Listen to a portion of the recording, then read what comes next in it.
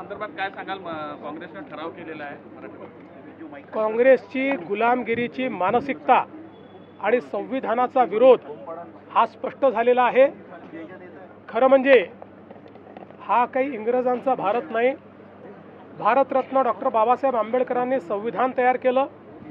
या संविधानाने लोकसभा आणि राज्यसभा पार्लमेंट तयार केली आणि या संविधानाने सांगितलं की संविधानाचं पालन म्हणजे काय, तर लोकसभा आणि राज्यसभेने तयार केलेला कायदा हा पाळणं म्हणजे संविधान पाळणं आहे।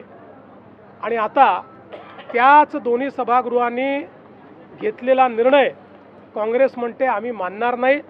संविधानाशी हा द्रोह आहे, भारतरत्न डॉक्टर बाबासाहेब आंबेडकरांच्या विचारांची हा द्रोह आहे आणि खऱ्या अर्थानं गुलामगिरीची मानसिकता हे अजूनही इंग्रजांच्या गुलामगिरीच्या मानसिकतेमध्ये आहे। ही गुलामगिरीची मानसिकता आहे, मतांचं लांगुल चालन आहे आणि खऱ्या अर्थानं या देशाचा जो विचार आहे त्या विचारांची हा द्रोह आहे। भाऊ तुम्ही